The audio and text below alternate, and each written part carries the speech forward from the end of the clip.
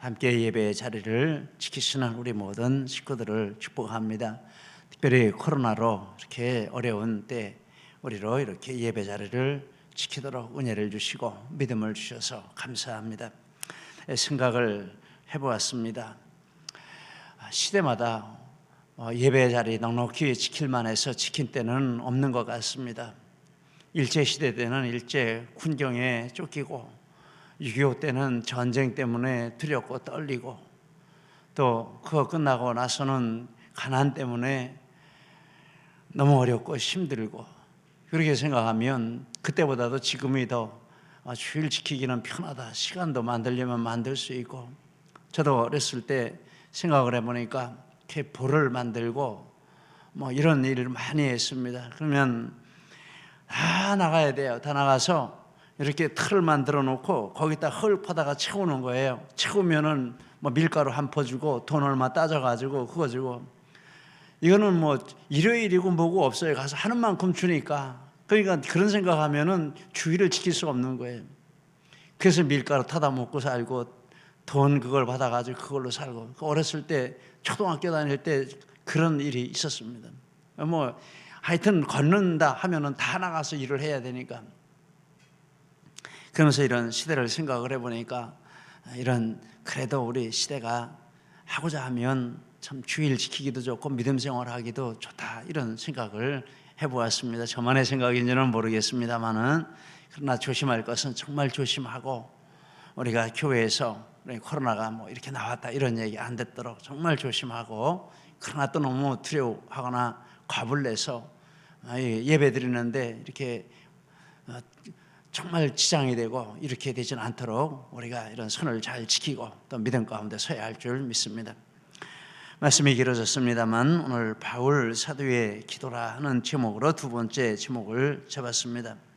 에베소 성도들을 위해서 기도하는데 본문의 내용은 속사람을 강건케 해주시기를 기도한다라는 내용입니다.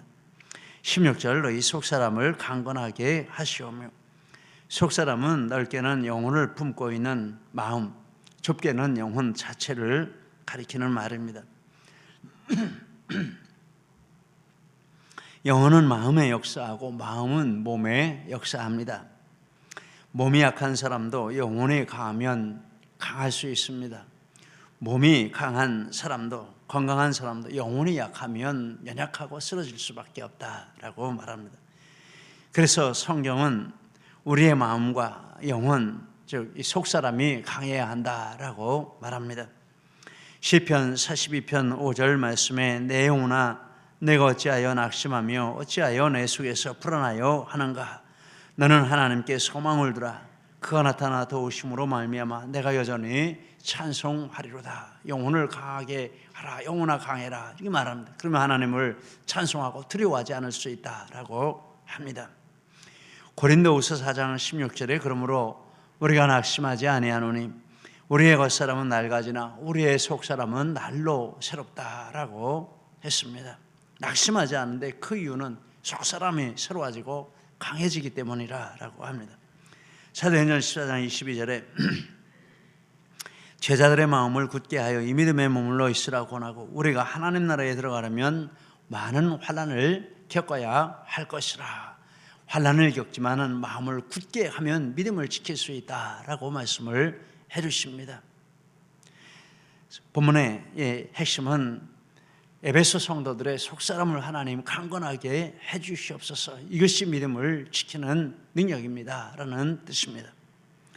그런데 그렇게 속사람을 강건하게 해주시는 여러 방법들을 말씀을 하고 있습니다. 바울 사도는 그의 영광의 풍성함을 따라 너희 속사람을 강건하게 하시며 라고 했습니다.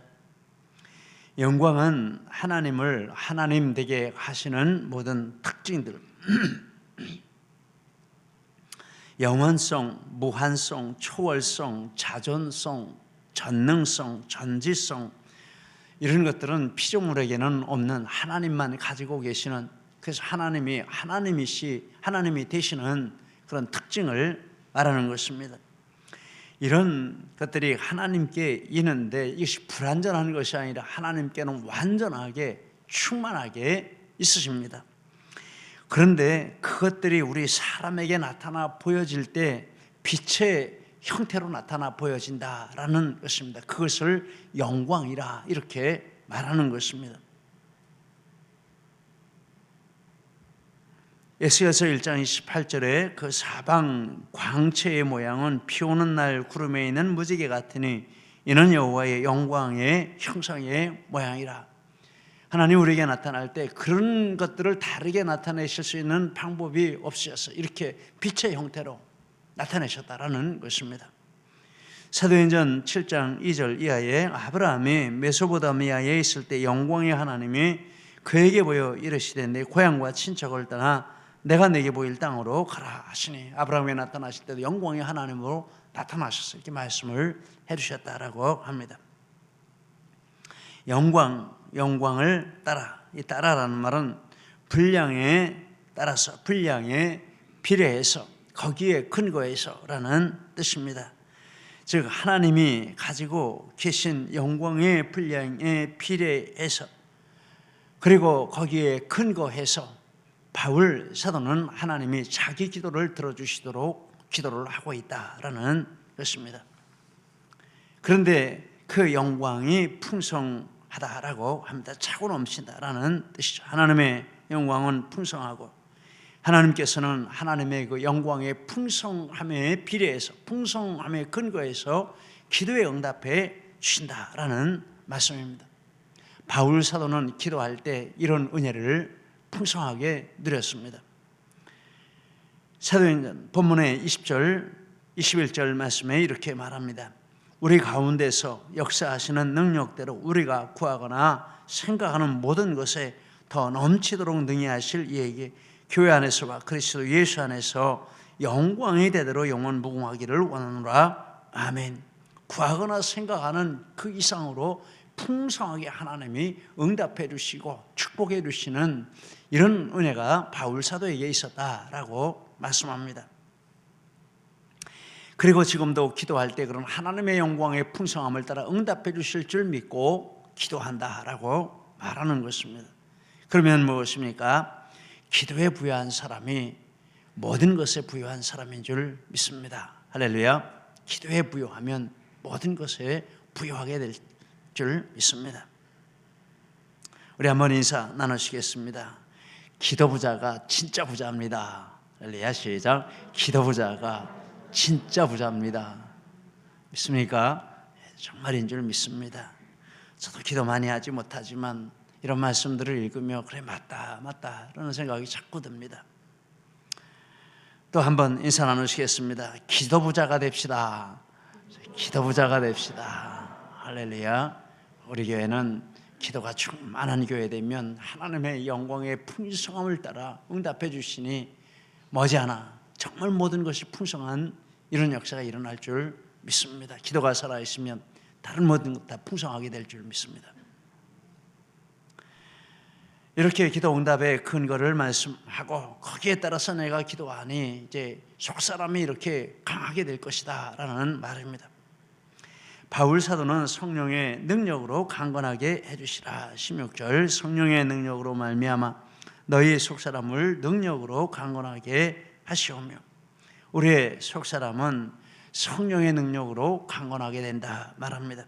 스가랴 4장 6절 이는 힘으로 되지 아니하며 능력으로 되지 아니하고 오직 나의 영으로 되느니라. 하나님의 이 풍성함을 따라 우리에게 주시는 그 방법이 성령의 능력을 통해서 주신다라는 것입니다. 성령이 우리에게 주시는 능력이 여러 가지가 있습니다. 몇 가지만 찾아보면 성령은 말씀을 받고 지키는 능력을 주십니다. 데살로니가전서 1장 5절 6절 복음이 너희에게 말로만 이른 것이 아니라 또한 능력과 성령과 큰 확신으로 된 것입니다. 너희는 많은 환난 가운데서 성령의 기쁨으로 말씀을 받아. 성령의 능력을 주지 아니하시면 조금만 일에도 넘어집니다. 성령의 능력을 주시면 어떤 환난이 와도 말씀을 받습니다. 믿습니다. 그리고 말씀에 순종합니다. 데살로니가 교회들이 성령의 능력으로 이런 은혜를 체험했다라고 말합니다. 또 복음 전하는 능력을 주십니다. 사도행전 1장 8절 같이 읽겠습니다.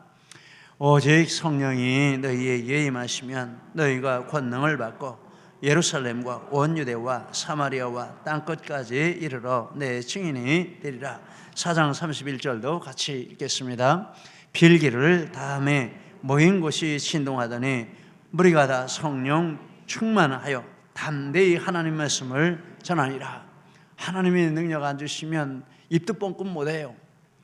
근데 하나님의 능력 주시면 앞에 어떤 상황이든지 앞에 어떤 사람이 있든지 담대하게 복음을 전할 수 있는 능력이 있다라는 것은 사도들이 그렇게 했습니다.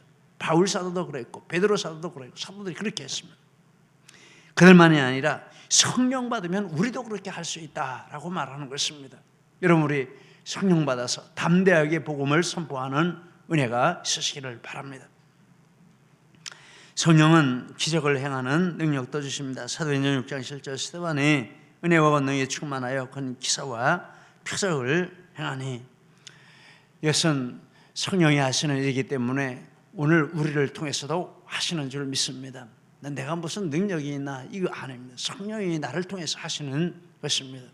우리가 모일 때마다 치유기도를 드리는데 그 치유기도가 제가 간절히 기도해서 또 아주 이렇게 아름답게 기도해 성령이 역사하시는 것이 아니고 믿고 기도하면 성령이 역사하시는 것입니다. 치유기도를 통해서 은혜 받고 또 정말 치유받고 이랬다라는 말씀도 자주 이렇게 듣습니다.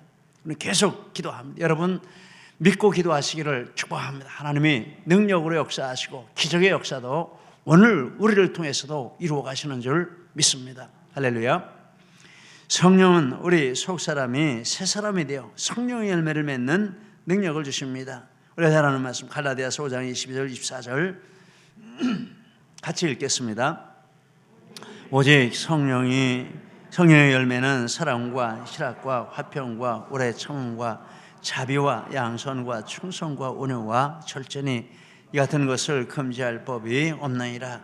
그리스도 예수의 사람들은 육체와 함께 그 정욕과 탐심을 십자가에 못 박았나이다. 이 속사람을 성령님이 이렇게 강건하게 해주시면 이런 일들이 우리를 통해서 일어난다라는 것입니다. 우리 속에도 사랑이 자리 잡고 화평이 자리 잡고 충성이 자리 잡고 이런 모습들이 보이지 않습니까? 옛날 같으면 못할 텐데 이제는 하는 이런 일들이 있습니다. 우리 모두 성령 충만받아 그 능력으로 말씀을 받아 지키고 전하고 능력도 행하고 또 우리 삶으로 열매도 맺는 이런 속사람이 강하게 되는 은혜가 충만하시기를 바랍니다. 바울 사도는 그리스도께서 에베소 성도들의 마음에 계시게 해주시기를 기도합니다. 17절 믿음으로 말미암아 그리스도께서 너희 마음에 계시게 하시옵고. 그리스도는 하나님이십니다. 그리스도 하나님의 특징은 편재성입니다. 어디나 계시다라는 것이죠. 그래서 우리가 우리 마음을 안 보여주려고 해도 하나님은 우리 마음에 들어와서 우리 마음을 다 아십니다. 우리가 하는 것을 하나님이 모르시게 하려고 해도 모르실 수가 없습니다. 다 아십니다. 이 말씀은 무슨 뜻입니까? 우리 마음에 그리스도가 그러면 계신 것이 틀림없는데 너희 마음에 계시게 하시옵고, 이 말씀은 특별한 뜻이 있는데 이것은 성도님들이 자발적으로, 주의 백성들이 자발적으로 그리스도를 마음에 모시고 그리스도와 교제하는 이것을 가리킵니다. 하나님의 특성으로서 우리 마음을 아시는 것과 우리가 인격적으로 예수님을 영접해서 그와 교제하는 것은 차원이 다른 것입니다. 하나님은 우리를 예수 믿도록 부르실 때 예수님과 이렇게 교제하도록 부르셨다라고 말합니다. 고린도전서 1장 9절 너희를 불러 그의 아들 예수 그리스도와 교제 더불어 그리스도 우리 주와 더불어 교제하게 하시는 하나님은 미쁘시도다. 우리를 예수 믿게 하신 것이 예수님이 우리를 몰라서가 아니라 이런 인격적인 교제 관계를 가지게 하시려고 그렇게 우리를 부르셨다라고 말합니다. 그리고 이런 인격적인 교제의 특징은 내가 마음문을 열고 내 마음에 영접해야 그때 그리스도가 정식으로 이런 교제하시러 우리 마음에 들어오시게 된다라는 것입니다. 17절을 메시지 성경은 이렇게 말했습니다. 여러분이 마음문을 열고 초청함으로 그리스도께서 여러분 마음 안에 계시기를 기도합니다. 그리스도께서 너희 마음에 계시게 하시옵고를 이렇게 풀어서 말했습니다. 여러분의 초청함으로 그리스도 여러분 마음에 들어와서 계시게 하시기를 기도합니다. 그래서 전능하신 하나님이라는 입장에서 보면 언제든지 우리 마음을 다 아실 수 있는 분이시고 들락날락 하실 수 있는 분이시고, 이런 인격적인 교제라는 차원에서 보면 우리가 마음문을 닫고 있으면 그리스도가 우리 마음에 못 들어오신다라는 것입니다. 자라는 말씀이 요한계시록 3장 20절에 내가 문 밖에 서서 들으니 누구든지 내 음성을 듣고 문을 열면 내가 거기로 들어가 그로 더불어 먹고 그건 나로 더불어 먹으리라 라고 했습니다. 그러면 그리스도가 우리 마음 가운데 들어오시는 그 방법이 있는데 어떻게 들어오십니까? 믿음으로 말미암아라고 했습니다. 믿음으로 들어오신다. 여기서 말씀하는 믿음은 신뢰한다, 의지한다, 맡긴다라는 뜻입니다. 믿음으로 말미암아 그리스도께서 너희 마음에 계시게 하시옵고라는 것은 우리가 그리스도를 마음에 모셔드리고 그를 신뢰하고 그를 의지하고 그에게 맡긴다라는 뜻입니다. 하나님께서 구약 이스라엘 백성에게 간음한다라는 말을 많이 하셨습니다. 이 말은 배우자가 있는 남자나 여자가 그 이외에 다른 사람과 이런 관계를 갖는다라는 뜻입니다. 그래서 배우자에 대한 최악의 배신, 또 파탄, 관계 파탄, 원수 되게 하는 이런 결과를 가지고 오는 것을 가리키는 것입니다. 하나님께서 이스라엘이 간음한다 말씀하신 것은 그들의 하나님과의 관계가 정확하게 그렇다라는 뜻입니다. 즉 그리스도가 그들 마음 가운데 계시지 않고 다른 것들이 그들의 마음을 차지하고 있는 이런 신앙생활을 했다라는 것입니다. 그리스도가 우리 마음에 계시다라는 것은 하나님 성도된 우리 마음에 다른 어떤 것을 드리지 않고 오직 예수 그리스도만 주님으로 모시고 그 마음 중심의 주님이 계시게 하시는 이것을 가리키는 것입니다. 이것을 위해서 바울 사도가 기도한다라는 것입니다. 그래서 예수님은 우리가 그분을 신뢰하고 의지하는 만큼만, 우리가 내어드리는 분량만큼만 우리 마음 안에서 그 영역을 가지고 계시다라고 할 수 있습니다. 그러면 누가 나는 내 마음속에 예수님이 전혀 안 계시는 것 같아요, 하나님의 뜻도 모르고 정말 모르겠어요, 그러면 무슨 증상입니까? 이 교제가 안 이루어진 증상입니다. 예수님 내 마음에 모셔드리지 않은 것이 원인입니다. 그러니까 알 수가 없는 것입니다. 교제가 안 되니까. 어떤 사람하고도 그 사람을 깊이 알려면 깊은 교제가 있어야 되는 거죠. 그렇지 않으면 알 수가 없는 것입니다. 그 마음도 알 수 없고 생각도 알 수 없고 그 어떤 사람인지도 전혀 알 수가 없습니다. 반대로 누가 내 마음속에 예수님이 계시고 하나님의 뜻이 이런 것이라고 내게 말씀해 주셔요 라고 하면 왜 그렇습니까? 예수님을 그 마음의 왕좌에 모시고 그를 신뢰하고 그를 의지하고 그에게 의탁하고 그렇게 했기 때문이라는 것입니다. 우리 청년들 이야기를 좀 나누고 싶습니다. 우리 청년들이 이렇게 청년이 되면 이성교제 하는 것이 자연스럽지 않습니까? K라고 이름을 짓겠습니다. K 청년도 그랬습니다. 그런데 불신 이성 친구였습니다. 그런데 그 불신 이성 친구가 이렇게 신앙생활 하는 것에 대해서 브레이크를 걸고 어느 날은 나를 택하든지 예수를 택하든지 둘 중에 하나를 택하라, 이런 말을 했다는 거예요. 근데 이성 친구와의 교제 문제가 이게 쉬운 것이 아니죠. 중심이 안 잡혀 있으면은 교회 나중에 나가지 지금 이렇게 할 것입니다. 그런데 이 K 청년이 말하기를 너가 그렇게 말하면 나는 예수님을 택하지 너를 안 택한다 이러고 그날로 관계가 정리가 됐다라는 것입니다. 놀랍지 않습니까? 또 다른 K 청년이 있습니다. 이 청년은 똑같이 불신이성 친구를 사귀었는데 그 불신이성 친구가 이 기독교에 대해서 해박해요. 좋은 쪽으로 해박하는 것이 아니라 나쁜 쪽으로 해박해요. 그래서 만날 때마다 나쁜 이야기를 하는 거예요. 예수가 가짜다, 하나님이 가짜다, 뭐 네 마음에 그렇게 생각하는 거지 진짜 있는 게 아니다. 근데 자꾸 만나서 듣다가 보니까 그쪽으로 이게 끌려가는 거예요. 교회를 나가지 말까 뭐 이런 생각도 들고, 어느 날 저를 찾아와서 그런 고민을 이야기를 했습니다. 그래서 앞에 말씀드린 그 K 선배 청년의 이야기를 해주었습니다. 그리고 잘 이기도록 간곡하게 기도를 해주었습니다.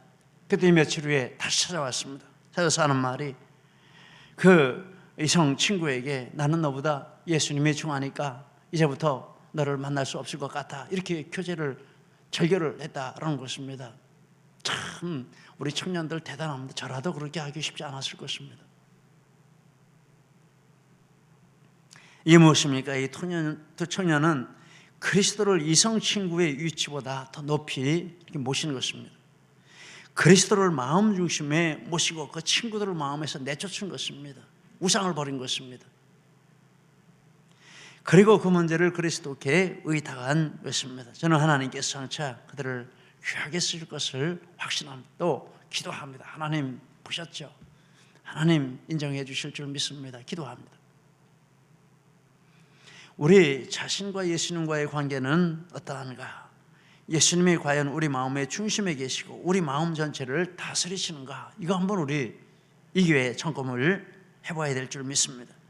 잘못된 부분이 있다면 고치고 예수님과의 관계를 이와 같이 새롭게 하는 이런 기회가 되시기를 진심으로 바랍니다. 바울 사도는 에베소 성도들이 사랑 가운데서 뿌리가 박히고 턱 굳어지기를 기도하고 있습니다.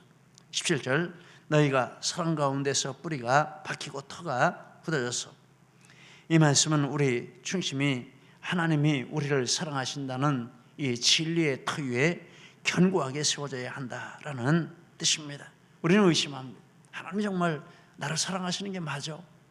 이런 상황인데도 하나님이 나를 사랑하셔. 그런데 세상 어떤 것도 흔들 수 없도록 하나님이 나를 사랑하신다는 그 터 위에 우리 믿음이 뿌리가 박혀야 된다라는 것입니다. 그 터 위에 우리의 집이 세워져야 한다라는, 믿음의 집이 세워져야 한다라는 말씀입니다. 하나님이 나를 사랑하시는 것을 절대적으로 확신해야 한다라는 말입니다. 하나님은 우리를 사랑하신다. 성경이 말합니다. 요한일서 4장 16절, 하나님이 우리를 사랑하시는 사랑을 우리가 알고 믿었노니 하나님은 사랑이시라. 그리고 하나님이 우리를 사랑하시는 절대 증거는 예수님의 십자가라고 말합니다. 요한복음 3장 16절 우리 같이 한번 읽겠습니다. 우리 아시는 말씀 암송하셔도 좋습니다. 시작. 하나님이 세상을 이처럼 사랑하사 독생자를 주셨으니 이는 그를 믿는 자마다 멸망하지 않고 영생을 얻게 하려 하심이라. 요한일서 4장 10절도 같이 있습니다. 사랑은 여기 있으니 우리가 하나님을 사랑하는 것이 아니요 하나님이 우리를 사랑하사 우리의 죄를 속하기 위하여 화목제물로 그 아들을 보내셨습니다. 일부 예배를 준비하는 우리 최재현 형제가 이렇게 PPT 준비를 하다가 사무실로 뛰어 올라왔어요. 왜 왔어? 그러니까 목사님 요거하고 요거는 우리 성도님들 다 같이 읽도록 해주세요. 그래서 나한테 명령하는 거야? 알았어. 그래서 제가 순종을 했습니다. 사도행전 1장 8절, 오직 성령이 너희에게 임하시면 너희가 권능을 받고 예루살렘에서부터 땅끝까지 전파하리라. 복음 전파하는 자가 되리라. 그리고 요한복음 3장 16절, 아마 PPT를 하다가 그 마음에 이렇게 들어왔나 봐요. 그래서 그냥 목사님이 읽지 말고 다 같이 읽도록 하자고 그래서 기쁘게 그렇게 했습니다. 참 은혜입니다. 하나님이 우리를 사랑하십니다. 그 증거가 무엇입니까? 내 환경을 이렇게 저렇게 만드는 그것은 나중 문제입니다. 절대적인 증거는 예수 그리스도가 십자가에 죽으셨다라는 이것입니다. 독생자를 보내셔서 그렇게 하셨다라는 이것이 하나님이 우리를 사랑하는 절대 증거라고 말씀을 하시는 것입니다. 우리는 예수님의 십자가를 붙들고 하나님이 나를 절대 사랑하시는 것을 어떤 경우에라도 확신하고 흔들리지 말아야 한다라는 것입니다. 속사람을 강하게 하는 그 하나의 중요한 요소가 이것이라는 것, 하나님의 사랑을 의심하지 않는 것. 그리고 이 말씀은 또 다른 뜻이 있는데, 하나님의 사랑에 근거해서 지체를 견고하게 사랑해야 한다라는 뜻입니다. 우리는 지체를 사랑하는 게 견고하지가 못합니다. 이랬다 저랬다 합니다. 그런데 이렇게 사랑에 굳게 털을 내리고 라는 말씀은 하나님이 나를 사랑하시는 것을 굳게 견고하게 믿고, 그리고 그 사랑의 근거에서 지체를 사랑하는 이것도 견고하게 하라라는 말씀입니다. 에베소 5장 1절 2절에 이렇게 말씀합니다. 사랑을 받는 자녀같이 너희는 하나님을 본받는 자가 되고, 사랑을 받는 것을 분명하게 믿고 그 다음에 사랑을 실천하는 것도 그렇게 하라라는 말이죠. 그리스도께서 너희를 사랑하신 것 같이 너희도 사랑 가운데서 행하라. 그는 우리를 위하여 자신을 버리사 향기로운 제물과 희생 제물로 하나님께 드리셨나이다. 요한일서 4장 11절 사랑하는 자들아 하나님이 이같이 우리를 사랑하신즉 우리도 서로 사랑하는 것이 마땅하니라. 사랑에 굳게 털을 내리고 뿌리가 박히라라는 말은 이 두 가지 의미를 가지고 있습니다. 이것이 있으면 우리 속사람이 강건하게 된다라는 말입니다. 우리 믿음이 사랑 안에 털을 잡으면 하나님의 우리를 향하신 사랑과 우리의 이웃을 향한 사랑은 점점 더 충만해지게 되고 그것을 체험하게 되고 누리게 되고, 그래서 18절 19절이 그 말씀하는 것입니다. 능히 모든 성도와 함께 지식에 넘치는 그리스도의 사랑을 알고 그 너비와 길이와 높이와 깊이가 어떠함을 깨달아 하나님의 모든 충만하신 것으로 너희에게 충만하게 하시기를 구하노라. 먼저 견고해지십시오. 뿌리를 굳게 내십시오. 그러면 거기서 이제 자라게 됩니다. 그리고 열매를 맺게 됩니다. 먼저 더 견고하게 만드십시오. 그러면 그 위에 어떤 집을 지어도 무너지지 않습니다. 그래서 이 하나님의 사랑의 터에 뿌리를 굳게 내리고 털을 견고하게 만들면 그 다음에는 이런 풍성한 은혜의 역사가 그것을 통해서 점점 더 부유하게 우리의 삶 가운데 나타나게 되고, 그럼 우리 마음이 흔들립니까? 우리 속사람이 흔들립니까? 사랑이 있으면 우리 속사람은 흔들리지 않습니다. 아무리 어려워도 사랑이 있으면 견고할 수 있습니다. 그런데 이것이 더 풍성해지고 부유해진다라고 말합니다. 그것을 나타내는 말이 고린도전서 13장 4절로 7절을 사랑하면 이 구절이 떠오릅니다. 우리 다 같이 한번 읽어보시겠습니다. 사랑은 오래 참고 사랑은 온유하며 시기하지 아니하며 사랑은 자랑하지 아니하며 교만하지 아니하며 무례히 행하지 아니하며 자기의 유익을 구하지 아니하며 성내지 아니하며 악한 것을 생각하지 아니하며 불의를 기뻐하지 아니하며 진리와 함께 기뻐하고 모든 것을 참으며 모든 것을 믿으며 모든 것을 바라며 모든 것을 견디느니라. 얼마나 뿌리가 깊이 내리는 것입니까? 얼마나 더 견고한 것입니까? 얼마나 충만한 것입니까? 이런 사랑에 우리 마음이 충만할 때 어떻게 이것을 흔들 수가 있겠습니까? 바울 사도는 하나님의 영광스러운 속성과 성령의 능력과 예수 그리스도를 마음 중심에 모시는 것과 사랑의 뿌리를 내리고 자람으로 우리 속사람이 이와 같이 강건하게 되기를 기도하고 있습니다. 이 기도대로 우리에게 이루어지시는 은혜가 충만하시기를 예수님 이름으로 축복합니다. 기도하시겠습니다. 우리 이 말씀 붙들고 함께 기도하시겠습니다. 특별히 내게 주신 말씀이 있으시면 그 말씀 붙들고 기도하시겠습니다. 할렐루야. 하나님 아버지 감사합니다. 오늘 이와 같이 하나님 우리의 속사람이 강건하게 되는 은혜를 말씀해 주셨습니다. 하나님 바울 사도의 이 기도와 같이 우리의 속사람의 이런 모든 은혜들로 충만하게 되고 강건하게 되고 세상이 줄 수도 없고 빼앗아갈 수도 없는 하나님의 능력이 우리의 속사람을 붙들고 우리의 영혼을 붙드는 역사가 있게 하시고, 그래야 이 모든 은혜로 세상을 이기고 하나님 앞에 행하는 저희들 다 되도록 들어주시고 함께해 주옵소서. 하나님께서 이 은혜를 이미 우리에게 주신 줄 믿습니다. 앞으로 더욱 견고하고 풍성하게 누리게 하시며 하나님의 큰 영광 나타나게 하실 줄 믿습니다. 모든 은혜 감사드리며 예수님 이름으로 기도드립니다. 아멘.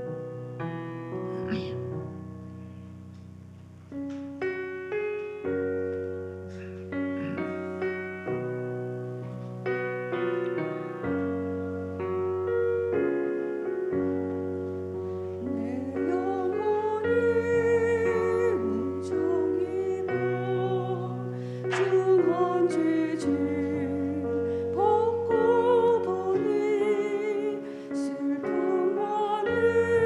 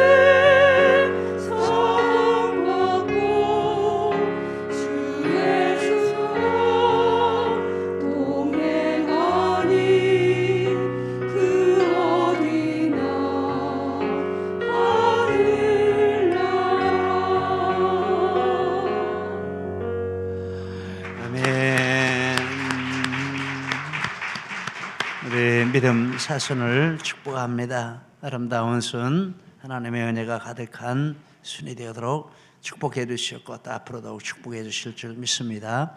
기도드리시겠습니다. 할렐루야. 하나님 아버지 감사합니다. 우리의 영혼의 은총 입으면 이 세상의 형편 조건 상관없이 우리의 마음이 하나님 나라가 되고 우리의 속사람이 강건하여 날마다 기뻐하고 감사하며 하나님과 동행하는 이런 축복을 주시는 줄 믿습니다.